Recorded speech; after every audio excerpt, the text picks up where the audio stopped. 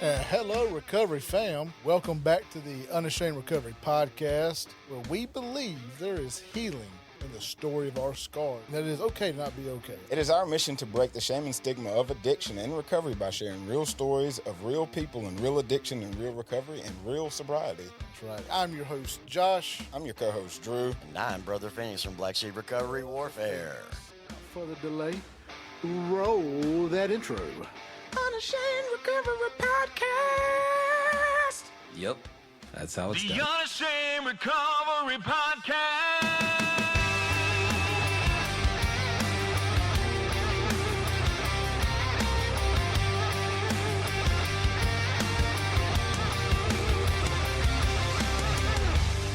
The Unashamed Recovery Podcast with Josh, Drew, and Palmer starts now. This is episode 59, Rebuilding the Ruins. That's a good topic. It is a very good topic. I like that topic. I do too. Rebuilding. You certainly picked a good one, or God did. Yeah, it wasn't me. for That this was all, episode. that was all God. Rebuilding the ruins. And It kind of goes along with my favorite recovery verse, and that's, Joel 2:20. For all the things that you have lost, you will receive back. All the things that the cankerworms, the locusts have eaten, I will give back to you 1,000 times fold. So, Everything that the enemy stole Yeah. will be returned to you. That's right. I like it. Well, I didn't know about that verse, and that verse goes very well with this. How this episode came about was I was reading in Acts, and it was Acts 15:16. I'm going to read that right quick as we get started into this. The words of the prophets agree with this, as it is written. After this, I will return, and I will rebuild the fallen tent of David. I will rebuild its ruins and restore it, so that the rest of humanity may seek the Lord, namely all the Gentiles that I have called to be my own, says the Lord, who makes these things known from long ago. Amen. And I was reading that, and that has nothing to do with recovery whatsoever. That's one of the things. It is prophecy. It's talking about rebuilding the temple. But when I was reading it, I was like, man, that is prophecy that was from the Old Testament talking about this thing being rebuilt. You can put that thing in stone. It is prophecy. It's going to happen. Yeah. That's coming. That's going to come true. We've seen that prophecy fulfilled. Like you guys, and I have, since I started this journey, we get to see that prophecy fulfilled a lot. yeah, on a day-to-day almost. I know it's been fulfilled in my life. I know it's been fulfilled in y'all's, man. Yeah. So that rings true, like big time, man. Well, and It's a consistent work in mine where God's just steadily showing me areas that have been damaged, that need reworked or rebuilt, or something that has been torn completely down that he's going to reconstruct, but in his way. Yeah. Well, when I was reading that, I had this moment of, all the things that I did in my past just haunt me. Yep. Sometimes it just cripples me. I'm paralyzed by my past. And sometimes I think that I'm too far gone to be able to be used or to do anything. And so I started thinking, I was like, what if I looked at my own life in the same aspect, in the same lens that I just read that verse of prophecy? When I read that verse, there's no doubt in my mind, like, okay, well, this is prophecy. God is saying this, then it's going to happen. Amen. Consider it done. What if I looked at my own life like that? Right. What if I looked at the healing in my own life with such as a matter of fact, like, hey, it's done. Like, God is going to come in and he's going to restore these ruins in my life. He's going to take what the enemy meant to destroy me. He's going to turn it for good. Like, what if, how much different would our lives be if we looked at it that way, of just, it's a matter of fact? Right. I think it would be eons different. Yeah. As far as, I think we would appreciate where we're at now a lot more than I'm not saying that we don't appreciate it. I think sometimes we take for granted what God really does whenever he's taking what's been destroyed and rebuilding it in his way. But, my bad. No, that's fine. I think sometimes it takes us to be broken. I think it takes a broken building. If you ever look, whenever they do these, the house flips, they take the house and they gut it out. They completely destroy the house. It looks like a ruined house if you walk through it. But then you come back a year later, and it's something that, you're going to end up paying $1 million on the market. And you can literally use my life as an example for this, because when it happened to me, and this is why I really, took the name Brother Phoenix to use for the podcast, was when the enemy got done with me, there was nothing left but ruin and ashes. Yeah. And, that's literally what happens to the Phoenix when it dies. It burns out and there's nothing left but a pile of ash. And then God took all of that ash and turned it for his good and rebuilt the man that I am today, and is using all of that, what I went through for 30 years of rebellion, against the enemy. Right. And I was smiling because I love it. Like, I've heard that story, and every time I hear it, I love it, because just a couple episodes ago, you were on the show talking about being the black sheep and going through your story. And if anybody has heard that story, anybody would have given you if you would have just rolled over and just died from what you went through, everybody, oh, okay, well.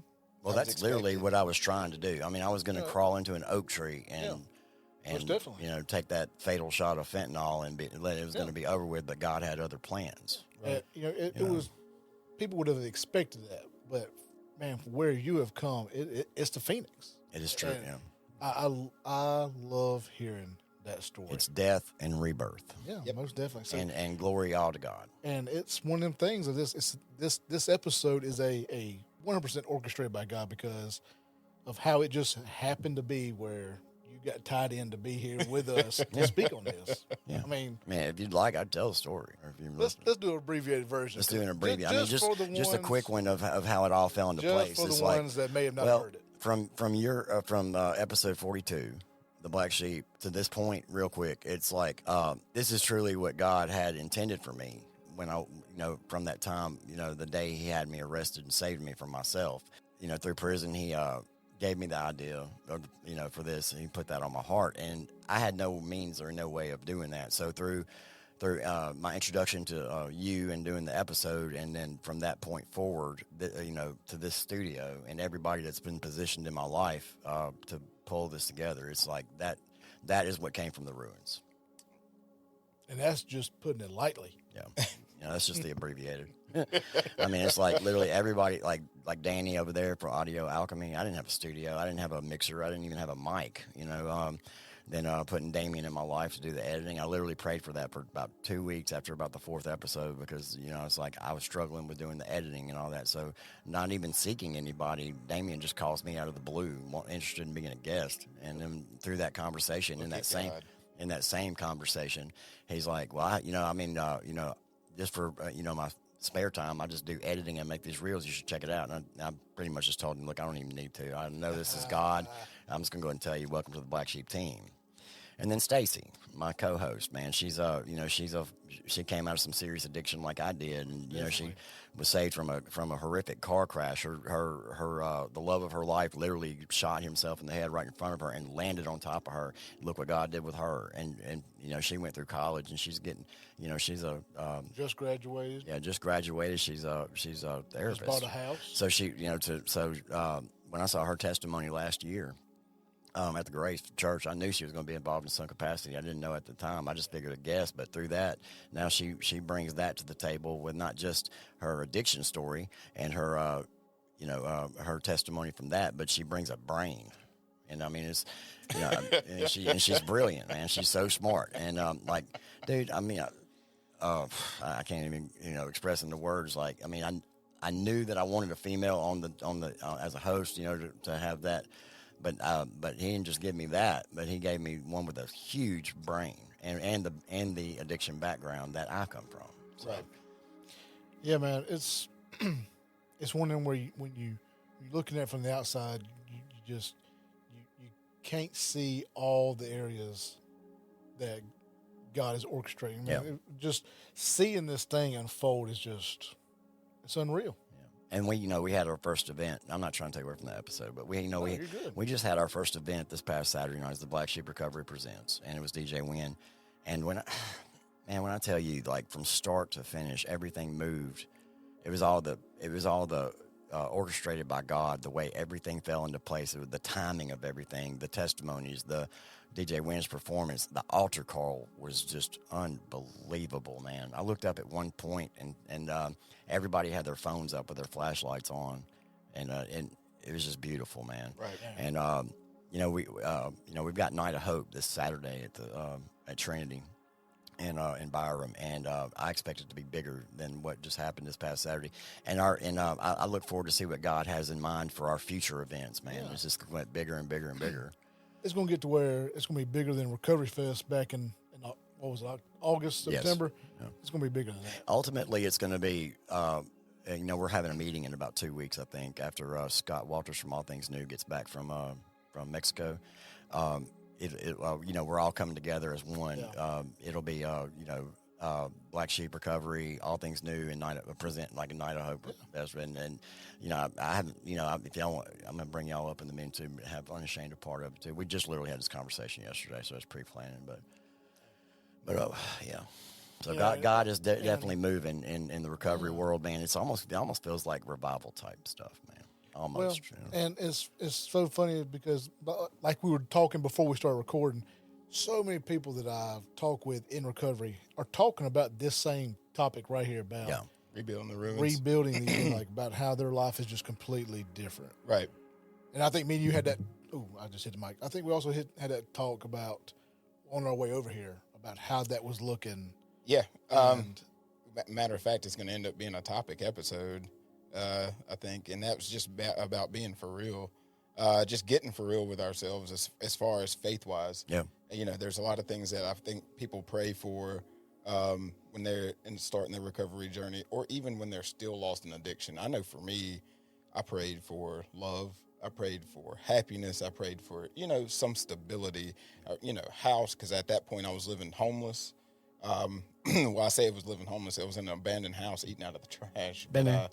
Yeah, I mean, matter of fact, I think our stories kind of correlate because I was sitting on the back porch, gun in my hand, fired it twice or tried to fire it twice. Nothing happened. Pointed at the woods, fired fine. Pointed back at myself and then tried it again, nothing happened. That's God. That is nothing but God. But that was God telling me he wasn't done yet. Yeah. I thought I was too ruined for anything else. See, you and I do have a parallel there because, not only did, so God took away my ability to get high toward the end, right? Right. And it wouldn't matter how much dope I shot or whatever. But even that, I had OD'd multiple times. I couldn't count or tell you how many times I did OD, but he just wouldn't take me. Like, there was a point at one time, or more than one time, that I was literally dead for about 30 minutes, and the doctor had literally thrown his hands up and said, there's nothing we can do for this one. I was literally in the room with my body in UMC, and I'm watching all this take place. And there's a couple nurses in there with him, and the nurse stopped him. And she's like, well, let's just try the Narcan just to see if that works. We got to do something. Right. And so he's like, yeah, fine, whatever. He was not excited about doing it. It's like he didn't want to waste the Narcan, So they hit me with it, and I got slammed back in my body, Right. But it was just, and there were times where I woke up in rooms by myself where I should have been dead and had no idea how long I'd been laying there with a needle hanging out of my arm. He just would not let me die, and it was for that reason he had set me apart for something else. Something greater. And, something greater, and we know what it is. I mean, it's the same with you. It's the same with Danny. It's the same with Josh. Same with Palmer. Every guest that I've had, every guest that you've had is to pull people out of darkness. So the greatest thing that I realized whenever I was about to go into rehab, and it's something that I really didn't even think anything about it, never put a second thought to it, but I was sitting outside of my parents' house, spitting every Bible verse that I knew. I was praying as hard as I could. Didn't even know I was praying. I was just talking. I was just talking to God at this point. God, I don't know what else to do in this situation. I don't know how to get out of this. I mean, I was ruined, And in my mindset, I was a ruined piece of fruit. I was ruined completely. And I was just anything to get the devil off my back at that point in time. I mean, I was in tears. My daughter, who was 13 at the time, was sitting there just kind of looking at me like, what is my dad doing? Like, what's wrong with him? But she started tearing up because she heard me praying. Of course, I mean, I thought it was just all frivolous talk at this point. But every single word that I said, God used in my rebuilding process. Amen. every single one of them. Yeah. You know, every prayer that was said, because I remember I made this long Facebook post, and I went back and read it. And this was, I mean, it was extenuated. You know, just being high, trying anything. You know, it wasn't even for attention. It was just a cry for help, you know, because I could not find a way to rebuild anything. I was trying to be successful. I was trying to do all these things, but I could not stop getting high. Yeah. You know, but basically what happened was my dad intervened. Weems, which is a health center in Meridian, they came in. They sent the sheriffs out there, which was that was crazy all in its own right.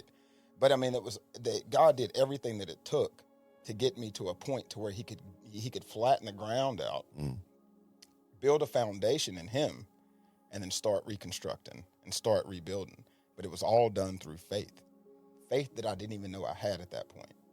You know, it was just reworking itself in. It was working itself in, working itself in.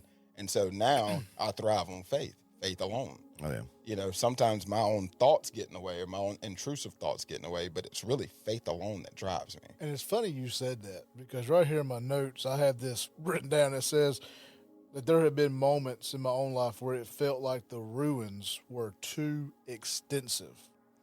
But that's where faith stepped in. Oh, wow.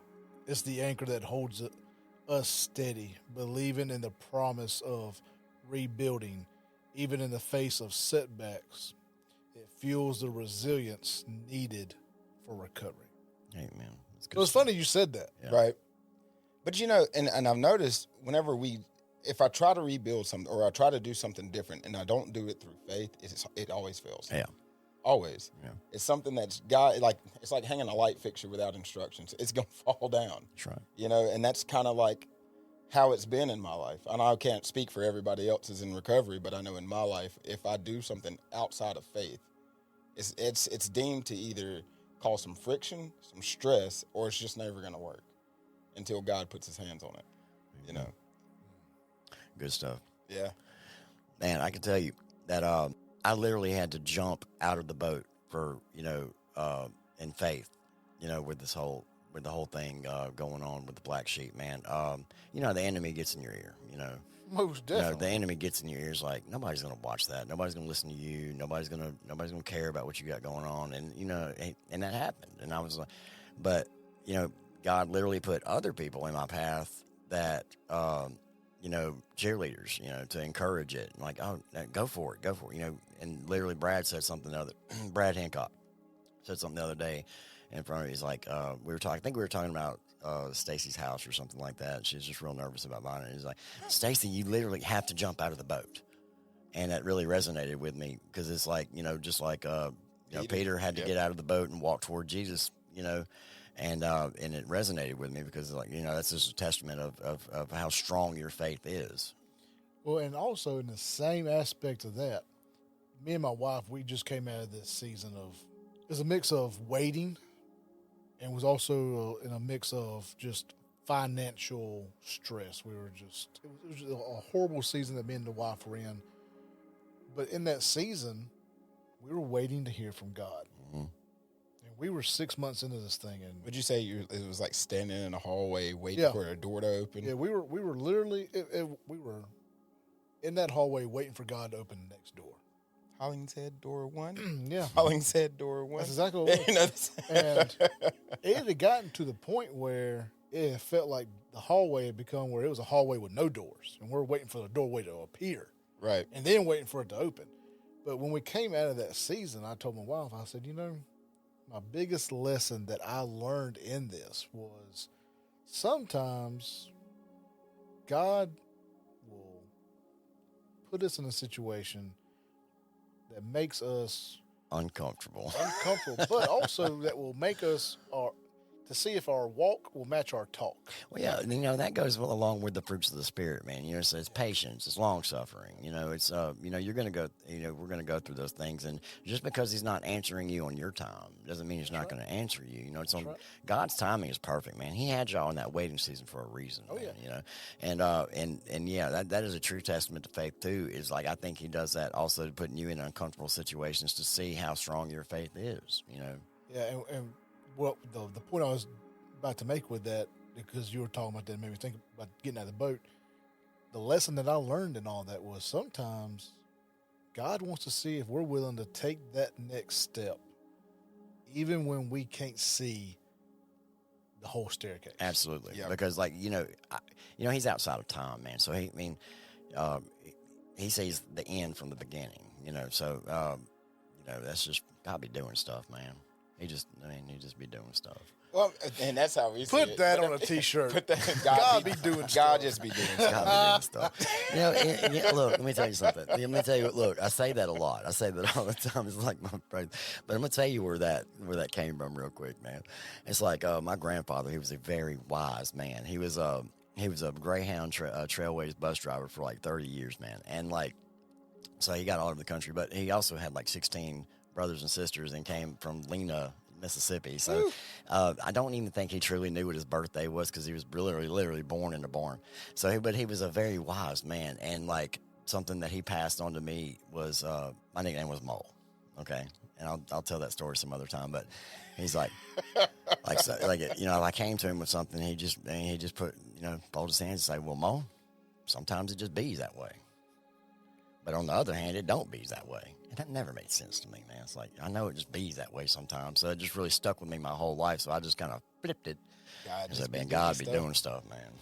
God don't be doing stuff. It's things that you can't. It's things that you can't explain. It's like, well, sometimes it just be that way. Sometimes it don't be that way. Well, guess what? God be doing stuff. Excuse me, gentlemen. Apparently, you three forgot that we have sponsors and we need to take an ad break. So, let me break in, even though I'm not there. Let's take a short break, show some love to our amazing sponsors. We'll be right back. Unashamed Recovery Podcast is heard around the world in over 42 countries, including over 780 cities in all 50 states here in the United States.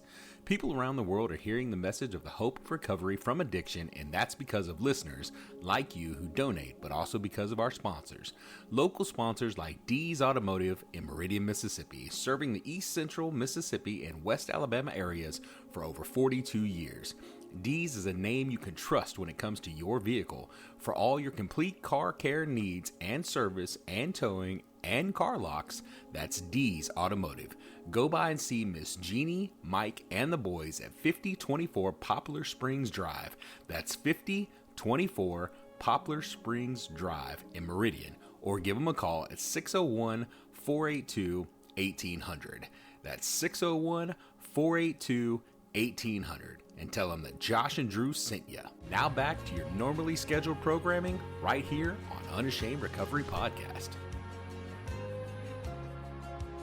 And we are back. Okay, gentlemen, I'm only there in spirit, but please continue. Well, when I look back over my life, I can see God be doing stuff. Oh, yeah.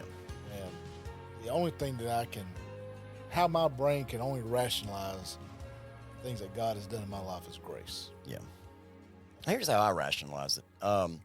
So something Brad recently, a revelation I got through something Brad told me. He was like, I think it's in Jeremiah. It's, God knew you, when he was stitching you together in the womb, it's almost like, he, every fiber of your hair. He knows everything. So, so from the time he's literally stitching you together, from that moment, he already sees the end from that. Like, he already has a purpose for that. He already has a purpose for what he's putting together in your mother's womb. It's almost like you're predestined for it. And like in that sense, it's like we have the free will, but so you go through your life and you make these choices, and so you come to a fork and you can go left or you can go right, and depending on which way you go, it's up to you whether you fulfill that destiny. If God is going to definitely fulfill that destiny, he's going to create circumstances for you to eventually, kind of go that way. You know what I'm saying? Does that make sense? Yeah. It's all the events leading up from the time I was born up until the point where I was going to end my life in that oak tree. He wasn't going to make it happen, overnight, like snap his fingers. It's like he literally had to create a circumstance to set me down in prison to keep me from unaliving myself and putting me on that path that he wanted me on. Right. Does that? I'm not trying to get off on a tangent here, but because that makes perfect sense. Because with me personally, when I was in high school, I went to a youth camp in my church. And man, I had just a extraordinary experience with God at that youth camp. As plain as day, people all the time say they heard God tell them. I didn't hear God say anything. But I felt. I was about to say, sometimes it's just a feeling of overwhelmment, man. It's feelings of saying, hey, you're going to go into ministry. Yeah. Now, for me, growing up in backwoods of Wayne County, growing up in a Pentecostal church, I just assumed that meant you're going to be a preacher, stand up on the pulpit, Sunday mornings, Wednesday nights, Sunday nights, that kind of thing.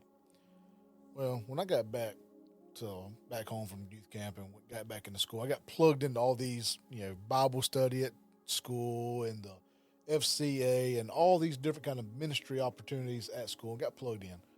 Well, but the more I got to thinking about, man, how am I going to go and kind of lead people to Christ and preach and all this? It terrified me. I had never been more scared in my life thinking about it. So I took off running. I pulled a Jonah. I ran from God. And, I made choices that led me down in my path of my porn and sex addiction that took me way down in the hole. But it led me down that path. And when I came out on the other side in 2017 at that relapse, I got appointed as ministry leader for my CR in Meridian. And it came very, very, very, very, very clear.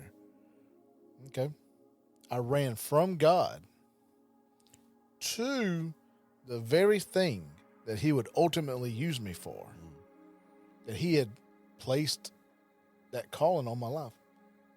At the time, I thought being in ministry was just a preacher. Yeah. Ministry is multiple things. Oh, Yeah. Without a doubt. Any act of service done through the name of God, that's so here I am. That's ministry in itself. Here I am. I ran from him to what he was going to use in my life. Jonah Hollingshead. Except that, I reckon I was going to say I didn't come in contact with no whale, but I reckon the porn and sex was my whale. Well, exactly. I was going to it's the belly say of the beast because it swallowed me up. because you're in the middle of something. Well, I was going to say, you did have a whale experience because there was something that swallowed you and spit you back out where you needed to be. Yeah. And God sent that whale to swallow you and spit you right back over in Nineveh where you needed to be. Hey, John's got Brother Phoenix. Just start calling me Jonah. Jonah Hollingshead. That's right. But anyway, we got way off topic. But I feel like all that still has to do with ruins. Rebuilding from the ruins. Yeah, I mean, from that moment, you had to. I mean, God literally had to rebuild you. After that relapse, I mean, he had to take what was left. All that garbage and all that ash and everything, and rebuild it to what you are now. Yeah, most definitely. It's funny you talk about the relapse. My relapse was probably my greatest tool to get me where I am right now. Sure. That relapse, man, that broke me as far as pride, control, all those things that are not of God, really. You were talking about the fruits of the Spirit, but the fruits of the Spirit just tell you that it's going to be a challenge.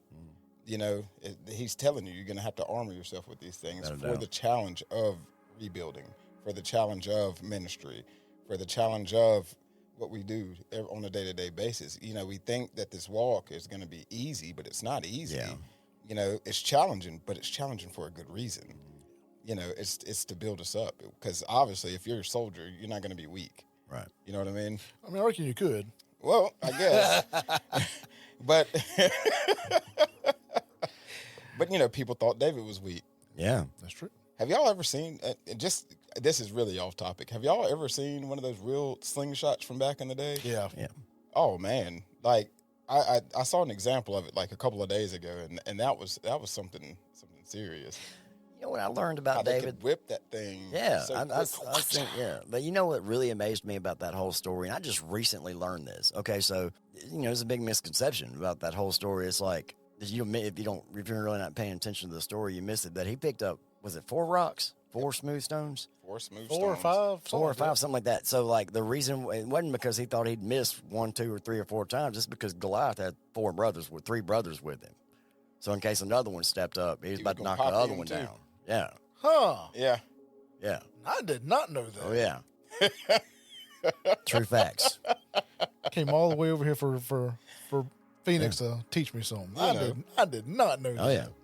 But the recurring thing that I've noticed that, what we all keep talking about here, whether it's the relapse, or running from God, is we've all acknowledged before the rebuilding process that we had an issue, that there was some trouble, that there were some cracks in the foundation, that the building was about to fall or it already came down, and you're looking at rubble. That's one thing I've noticed. But how did we get to a point to where we face that and then we give it to God? Got to step out of that denial. Yeah. Desperation. It was desperation and, stepping out of denial for me, because when I finally said to my dad, I was like, I'm on drugs. I don't know how to stop. Like, I can't. Like, I just don't know how at this point. I think that, God literally had to step in the way he did with me because, had I had the opportunity to call my father or my mother or anybody that was close to me to do that at that point when I was suicidal, I probably would have. I'm sure I would have. Right. But mine was desperation, and he had to literally get involved to save my life because I didn't have that to call. I couldn't because they were gone. Right. And so I literally burned every bridge that poured kerosene on every one of them and lit them on fire. So there was literally nobody I could call. He knew I was fixing to do it. So mine was what I was about to do. So mine was complete desperation. Right. For me, mine was just, I got caught. Yeah. And sometimes that's the best thing to happen. To get caught. Yeah. My wife caught me in the middle of adultery. And I look back on it. If she wouldn't have caught me, I would have kept on. Yeah. It took her catching me. Divine intervention. And so that's what I'm going back to what I'm saying. It's like, God will create a circumstance to get you caught, to stop you from doing, whatever you're doing. Getting caught was a weight lifted off of me. I imagine. Because it was like, man, I can finally, here I am. I can finally just stop. I can, because I wasn't going to stop until I got caught. Right. And I wasn't going to stop on my own. Just, 'cause I was so deep off in it. Like, I was in a completely different mental status. I was completely absorbed in that kind of lifestyle. Yeah. I loved my sin. Right. Loved it. I wasn't going to stop them on. And so when I finally got caught, man, I could actually sleep. And I had some of the best sleep in my life. My wife had left, took the kid, and was gone to her dad's. And I was at that house by myself, and I actually got sleep. Right. Because I ain't got to hide no more. That I ain't reminds me of that I ain't got to have this scripture. double life. Right. It's all out in the open. And sometimes you're forced into that. Well, you're getting caught. Yeah, forces you into that. Yeah, see, I'm terrible at the addresses of certain scriptures. I'll look this up later, but it reminds me of that one. It says, everything that is in darkness will come to light. I think that's Galatians. Yeah. 5. Well, it's definitely Paul for sure. I think it's Galatians 5:6. Yeah, it's definitely. It's New Testament. Yes, Yeah, it's definitely New Testament. But yeah, that is facts. But y'all were talking about your God moments.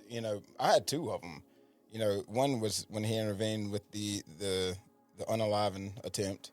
The first one was when I was on my way to prison. I think I've told you this, where I was sitting in the cell, and all of a sudden it was like everything that I'd done wrong, everything that I'd had like hidden or forgotten about, I'd stowed away somewhere in my, mental psyche or in my heart. I just had these things that I was not telling nobody about, all these secrets, and they were weighing on me. And that was what was keeping me down. And that was what was keeping me, in such a dark place. But God said, he sat right there. It was like he was sitting right next to me. And it was just like, here's your list. And I'm wiping all this away. I'm taking every single bit of this away. I'm erasing it. And I'm not going to remember it. I'm not going to remember it. Like, and I was just like, what? Yeah. He was like, you're forgiven. Now let's move forward and let's go this way with life. Amen. Yeah. But I mean, like Josh said, it wasn't like a loud voice. It wasn't a big bang. It wasn't, the flashing lights and thunderstorms. It was a feeling of just weightlessness. Yeah. It was like overwhelming love, but with weightlessness. What I've noticed is when I can always tell when something is from God, I have 100% peace about it. Yeah. Like there's no doubt, no confusion. no confusion, and that's another thing. I found if I'm in a situation and there's confusion about it, well, okay, let me stop, let me rethink this, let me pray on this, because God is not in confusion. Right. So if I'm confused about this, that's not from God. That's right. When I'm in a situation and I have complete peace about it. Speaking about that rebuilding process, man, and the cracks in the foundation and stuff like that, even, we're still being rebuilt.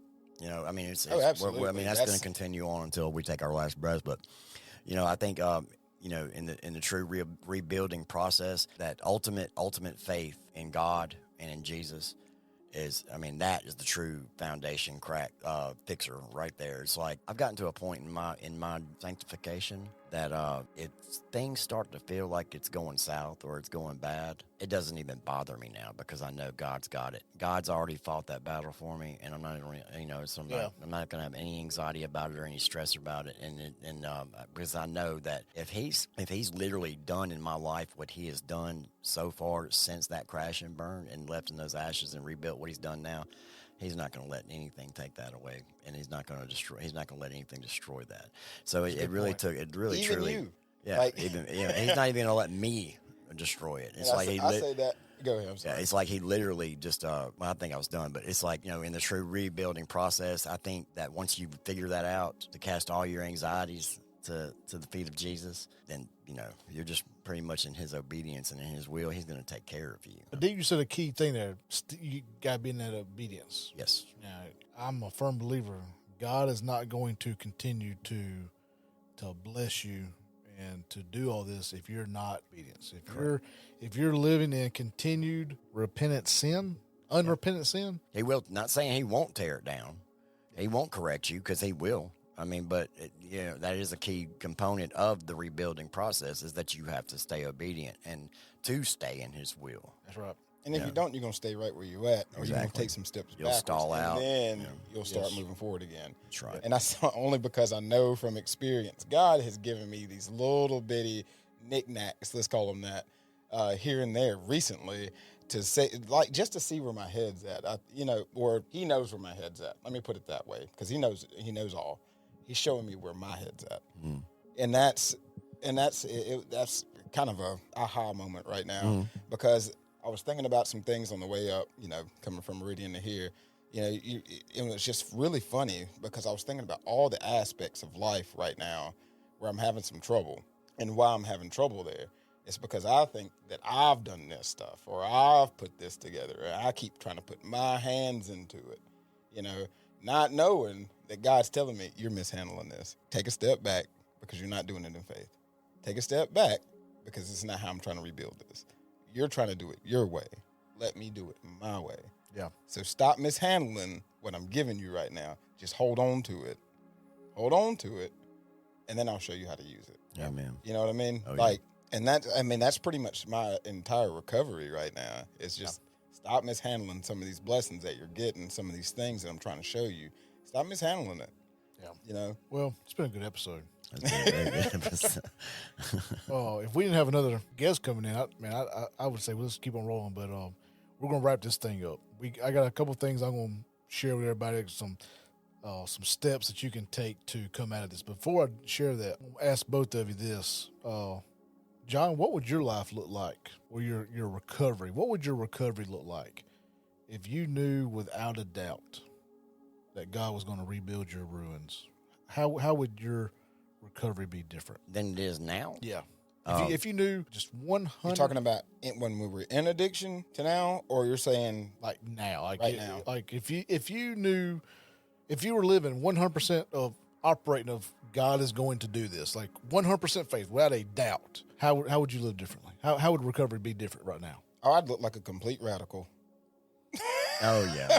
I would be all over the place. Yeah. A little, well, I say all over the place. It'd be controlled, but I mean, it'd be more like one of those things. You're just kind of like, okay, I'm about to not work this job. I'm not about to do this over here real quick, because I'm about to go over here because God's rebuilding something. Well, I'm gonna tell you that I feel like that. How would I live differently? I mean, how would that be different? I don't see how it would be much different, aside from the fact that I would just be full-time ministry, which I think we're heading in that direction anyway. Then, I would be able to spread the gospel and do a lot more in the prisons and, on the streets, some street evangelism. And, and we're kind of heading toward that. Does that make sense? I mean, does that answer the question? It's like, I know that this isn't where it stalls out. I mean, I know it goes above and beyond what we're doing here in the studio. And for Black Sheep, the sky's really the limit. I mean, it's really up to God. And, like I said earlier, it's like he sees the end from the beginning, and I have no idea what's going to happen. But I know this: I'm not going to change a thing that I'm doing right now. And if I live a lifestyle of full obedience. If God tells me to do something, I do it. And no matter how crazy it sounds, I mean, if he told me to walk into a Kroger and stand on my head, so that's what I meant by radical. Yeah, I would literally. Like these things that God's given me thoughts on that I keep second guessing, or I keep it's natural. You want to doubt some things, not doubt it, but you're just kind of like, I don't know if I can do that. I'm not sure if I have the resources for this, or I'm not sure if I can. Really get out there on this path like you want me to because of X, Y, and Z on the back end. If we take that out and we understand that through faith, it's going to work out.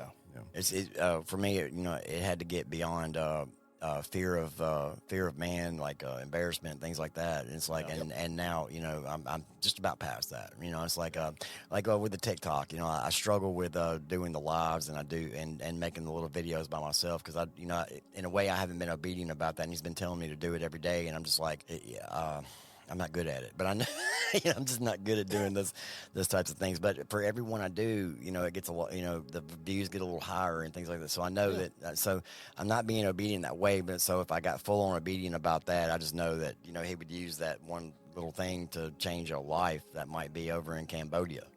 Yeah. So I guess to answer the question, I guess it would be I don't guess I'd be doing much anything different because, I'm just living that obedient lifestyle.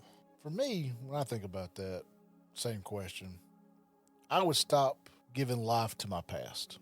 What I mean by that is stop replaying it, stop living in my past. Yeah. Right. Because if I was living a life that reflected of me knowing 100% that God's going to rebuild my ruins, then what's the purpose of going back and visiting my past? Right. There's no point in it. Yeah, why check up on a dead person? Well, it's funny you bring. Yes. Why dig up? Why are you going to check on the health of a dead person? Yes. Yes. I literally had somebody stop me right there, Josh. Those little. That's why I pay you so much. I'm glad. See, listen, this is a whole God thing right now. What I'm about to say, because I literally had somebody stop me and pray. This job we started yesterday at this a friend's house that I go to church with, and she literally, before I could walk out the door, said, "I need you to pray for me." And I was like, "What's going on?" She's like, "Somebody from my past, from about 20 years ago, is threatening to bring something up from my past that could potentially hurt me." And I was like, no. So I prayed for her. And I was like, listen, and when I was done praying for her, I said, listen, that person that, I said, you're not living that lifestyle anymore, are you? No. I said, then don't worry about it. That weapon formed against you will not prosper. I said, pray for your enemy. Like I just did. I prayed for her enemy. And I said, just, don't even worry about that. That your past is your past. That's dead and buried, and just move forward. Don't live in fear of the present or the future from that. I mean, God moments. Good episode, man. Great episode. Good episode. As we wrap this thing up, as always, I like to leave the listeners with a little bit of something to know that they can take with them. So I got some steps that each one of you can take to implement into your own lives of how you can rebuild from the ruins. Number one, and Drew already hit on this, acknowledge the ruins. Yeah. You can't go get help if you don't acknowledge it. Don't look at the crashed building. It's the same way of, I broke my arm, but I can't go get help and get it fixed until I acknowledge, that arm is broken. It needs some help. You know what I mean? Right. You got to acknowledge it. So you can't rebuild the ruins if you don't acknowledge it. You got to take that honest inventory. So that's number one. Number two, set some clear goals. Be very specific and get some achievable goals. Don't set something so That's what I high was that you about to say. cannot achieve it. Set some realistic, achievable goals and break them down into manageable steps to avoid feeling overwhelmed. Number 3, establish a support system. It's not a solo mission. I think a lot of people try to do. Yes, recovery can be a little selfish at times, and it needs to be a little selfish at times. It has to be. But at the same time, you still have to commune with other people. I mean, we were designed to interact with other people, fellowship with brothers and sisters, Definitely. Yeah. Most definitely. All right. So that was number 2. Was that number 3? That was number 3. Number 4, embrace faith and spirituality. Cultivate your spiritual connection. Now, with us, that's God. Yep. But we do have some listeners that are not on that same walk. So whatever that may be for you, cultivate that spiritual connection. Faith can be a powerful anchor during challenging times, providing strength and purpose. We already talked about that. The next, forgive yourself. You've got to. If you want to be able to rebuild those ruins, move on from it, you're going to have to forgive yourself. You got to let go of the guilt and the shame. And I think that ties into stop visiting the dead person. Stop digging them up. Stop checking on them. Yep. They're dead. Forgive yourself, learn from experiences, and then keep moving forward. And then the last one, reflect regularly. Now, I'm not saying visit the past. I'm saying reflect regularly. It's a difference. Set aside some time for some self-reflection. Evaluate your progress. Reassess those goals that you set and adjust your plan as needed. Yeah. That's how you measure your growth. That's important. Most definitely. Got to know where you came from Right. and know where you're going and seeing the difference. Right. Remember, rebuilding is a gradual process, and every step forward is a victory. No matter how small that step is, it's a victory. Be patient with yourself, stay committed to your recovery, and then believe in the possibility of transformation. Amen. Well, that's all I got for this episode. Drew, is there anything else you want to add before we wrap this thing up? I think I've said a lot. You have said a lot. I have. John? No, you I got- think I said I'm more than both of y'all put together. I apologize for that. Well, One more. I will say that, another wise man that something I learned from Aubrey Pridgeon at All Things New. Aubrey is a wise man. He is. Trust the process. Revelations 21:5. It's a good, Definitely. It's a good piece of advice.